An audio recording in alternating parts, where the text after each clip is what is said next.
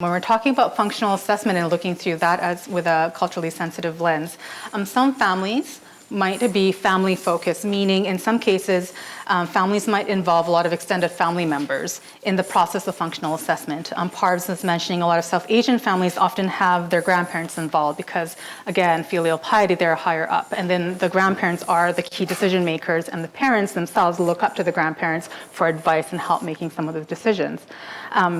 Sometimes these family members, they might live, extended family might live with the families, with the children, so they are heavily involved in a child's everyday routine. And if you're targeting a routine that involves an extended family member, that's really important and key to have them involved in that process. And sometimes they may not be involved in the process, but because they are the key decision makers in the family, they do need to be involved in part of that process. That's really important. Versus you have families that might be more child focused, so you have a nuclear family, it's just child, parents maybe just child and single parent, and they are able to, that's the team that you're going to be working with.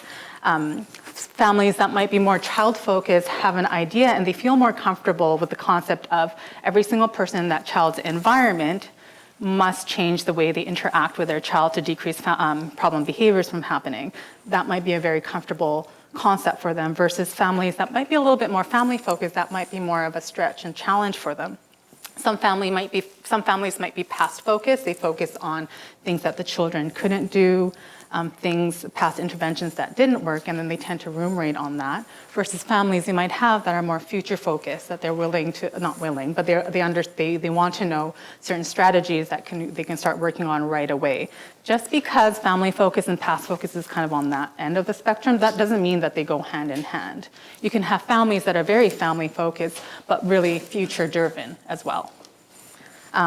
Again, in the process of functional assessment, you are asking a lot of questions. Some families might feel uncomfortable and they might not be willing or reluctant to share some of this information.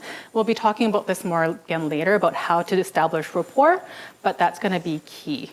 And we in BC are quite lucky because of the type of service model we have that we get to work with families in more of an with more intensity for longer durations of time. So we have the capacity to develop rapport first, and then maybe start working on a routine through a PBS plan and start a functional assessment.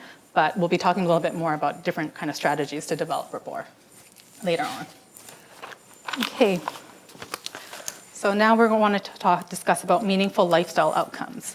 Some families, in terms of choosing meaningful outcomes to teach, some families might focus on academics, versus some families might focus more on life self-help skills or leisure skills. I work with a lot of Japanese families. I have a privilege to work with a lot of different families from different cultural backgrounds, but when I work with Japanese families, I do find that they do tend to choose a lot of this independence, life skills, goals. And I think part of the culture in Japan is manners and respectful behavior out in the community is key. We even have this word called meiwaku. We don't have an English translation, but this concept of meiwaku roughly translates to being mindful and aware of others' people, about their personal space, and mindful about their time as well. And also don't be bothersome and don't cause trouble for other people. So this phrase meiwaku is often used by parents a lot to teach their children. So if you live in a culture where that's really key, working on skills like lining up quietly in the grocery store, sitting quietly on public transit, being mindful of other people's space is going to be really, really key. So I found a lot of Japanese families that I work with tend to want to focus on the right side here. Some families might have, I have another example. It's a literature by Mian Wang. It's called Implementing Positive Behavior Supports with Chinese American Families, Enhancing Cultural Competence. And in her writings, she introduces a 14-year-old girl called Meng. She moved from China to the States about 3 years ago at the time of her article. She was diagnosed with ADHD, and she lived with her parents and her grandma. And she was a great student. However, the school started to have some concerns because she was starting to exhibit some problem behaviors. One was she would fall asleep in class. The other one, she would engage in some minor property destruction. She would rip papers, she would rip books and tear books, which she wasn't doing before. So the school addressed this with the family, and they got another professional involved and started a PBS process. And with the functional assessment, they realized that Meng had a really hard time falling asleep and staying asleep throughout the night. they realized that she actually bedwetted sometimes, and Meng was really, really embarrassed about this, but that would keep her up at night.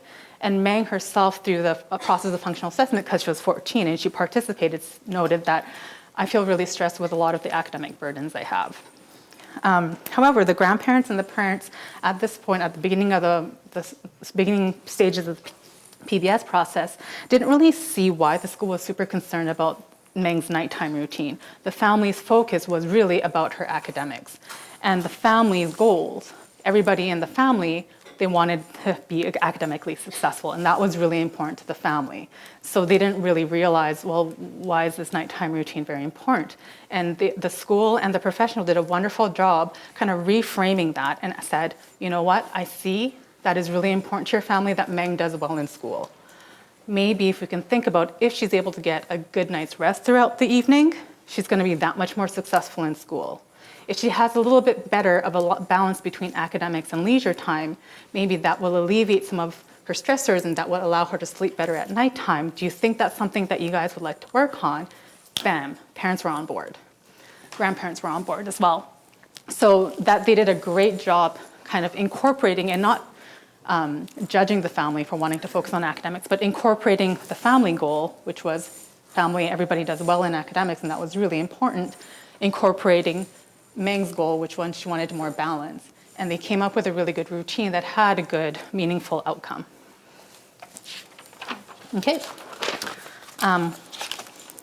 Discussing multi-component PBS plan and support. Again, some families may be more comfortable in the idea of changing the child's behavior and wanting to teach the child, these are the skills that I want her to learn so she can change, therefore her problem behaviors will go away.